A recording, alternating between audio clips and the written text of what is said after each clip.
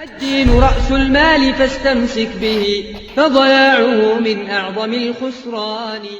بسم الله الرحمن الرحيم الحمد لله والصلاة والسلام على رسول الله.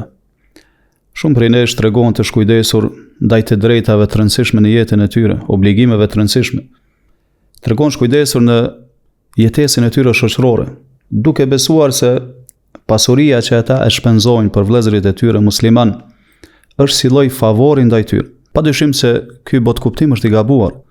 Përkundrazi ne duhet besojmë se pasurinë që e shpenzojmë për vëllezërit tanë musliman është e drejtë obligative, siç janë zakatet e ndryshme për ata që e meritojnë, e pashtu edhe sadaka për njerëzit e varfër të ngratë e që janë të privuar prej të mirave materiale në jetën e kësaj bote. Pra siç thot Allahu subhanahu wa taala, wa fi amwalihim haqqun lis-sa'ili wal mahrum. Duke i lavdruar besimtarët, thot dhe në pasuritë e tyre ata e kanë një pjesë obligative, cilën e ndajnë për atë që kërkon, edhe për atë që është i privuar nga të mirat, mirë po nuk e shtrin dorën dhe nuk kërkon. Pra në këtë ajet Allahu subhanahu wa taala po tregon se besimtarët e mirëfillt një pjesë të pasurisë së tyre e ndajnë dhe këtë e konsiderojnë si obligative për ta, si diçka që është hak e drejtë për atë që kërkon dhe e shtrin dorën, edhe për atë i cili nuk e shtrin dorën dhe njerëzit mendojnë se ai është i pasur. Mirë po këtë e bëjnë për t'u afruar te Allahu subhanahu wa taala. Këtë e bëjnë të nxitur nga fisnikëria dhe bojaria shpirtërore. Dhe në këtë mënyrë i mbajnë lidhjet farefisnore, i mbajnë lidhjet me të varfrit, me njerëzit e ngratë. Fjala hak, e cila është përmendur në këtë fjalë te Allahu subhanahu wa taala, sipas disa dietarëve ka të bëjë me zakatin obligativ. Mirë po, ajo çfarë është më parsore është që kjo fjalë të interpretohet në mënyrë më gjithëpërfshirëse, në formë më gjithëpërfshirëse. Pra aty të futen edhe lëmoshat të cilat nuk janë obligative, me anë cilave njeriu i mban lidhjet farefisnore, e mirëpret musafirin, si dhe mirësi tjera të kësaj natyre. Pse? Sepse surja është Mekkije, por ka zbritur në Mekë dhe ne e dimë se zakati është bërë obligim në Medinë. Ndërsa në surën Al-Ma'arij Allahu thot: "Wa fi amwalihim haqqun ma'lumun lis-sa'ili wal mahrum." Dhe në pasuritë e tyre ata e kanë një hak, një të drejtë të caktuar për atë që kërkon, e shtrin dorën për lypsarin pra, dhe për atë që është i privuar dhe nuk e shtrin dorën. Pra fjala as-sa'il që përmend në këtë ajet dhe në ajetin paraprak është njeriu i cili u ashtrin dorën të tjerëve për shkak të varfrisë në cilën është. Ndërsa al-mahrum, sipas disa dietarëve, është personi i cili edhe pse ka nevojë të madhe, nuk u ashtrin dorën njerëzve, andaj njerëzit hamendojnë se ai është njeri i pasur dhe nuk japin sadaka për të. Andaj ky ajet, pra kjo fjalë Allahu subhanahu wa taala po na tregon se ne si musliman duhet t'i kushtojmë vëmendje këtyre kategorive shoqërore, të mos i harrojmë ata, të jemi të mëshirshëm e të dhëmshëm ndaj tyre, sepse kjo është ajo që e kërkon vllazëria fetare. Andaj personi i cili tregohet i shkujdesur në këtë, realisht nuk e ka kuptuar Islamin ashtu siç duhet dhe nuk e ka kuptuar mesazhin e mirëfillt të Islamit. Pejgamberi sallallahu alaihi wasallam thoshte: "Ubghuni ad-du'afa, fa inma turzaquna wa tunsaruna bi du'afaikum." Mi gjeni ata që janë të dobët, njerëzit e ngratë, të cilët nuk kanë status në shoqëri.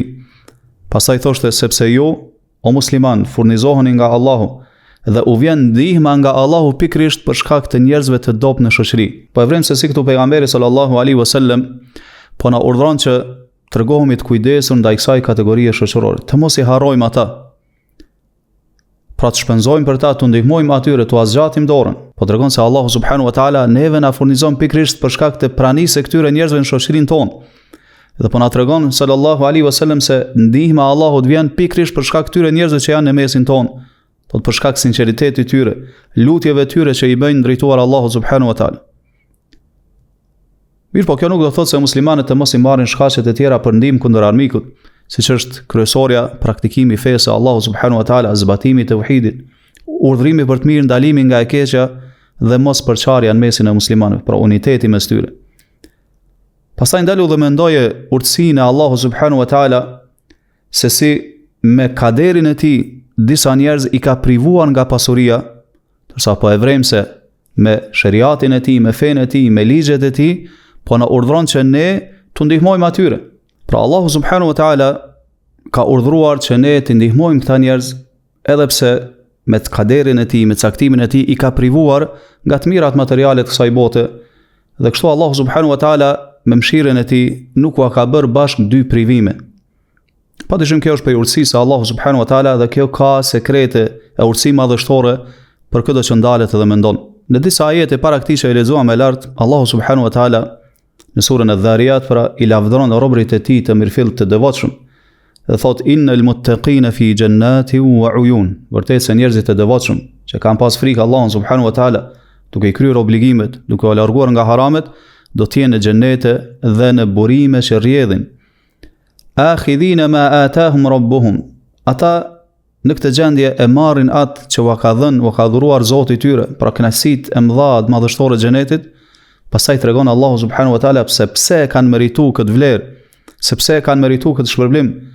Thot innahum kanu qabla dhalika muhsinin. Nga që ata në jetën e dunjas ishin bamirës. Kanu qalilan min al-layli ma yahja'un. Pastaj po i përshkruan Allahu subhanahu wa taala se ishin njerëz që faleshin gjatë natës. Pra po i përshkruan Allahu subhanahu wa taala se ata ishin njerëz që faleshin gjatë natës.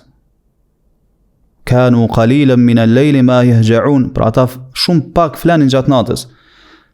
Wa bil ashari hum yastaghfirun. Ndërsa në kohën e syfyrit kërkonin falje prej Allahu subhanahu wa taala. Pastaj ajeti wa fi amwalihim haqqul lis-sa'ili wal mahrum. Ndërsa në pasuritë e tyre e ndanin një pjesë dhe këtë ja obligonin vetes Islam në mënyrë që përmes saj të ndihmonin njeriu nevojtar i cili e shtrin dorën e po ashtu edhe atij që ka nevojë dhe nuk e shtrin dorën. Pra kjo tregon për mëshirën e tyre ndaj krijesave, se janë njerëz që vazhdimisht bënin mirë. Pra po vrem se si Allahu subhanahu wa taala po i lavdron me këto cilësi madhështore, me namaz natë, me istighfar, mirë po në njëjtën kohë po tregon se ata ishin bamirës ndaj krijesave të Allahu subhanahu wa taala. Elusim Allahun subhanahu wa taala që edhe ne të na bëj prej tyre. Sallallahu wa sallam ala nabina Muhammad wa ala alihi wa ashabihi ajma'in.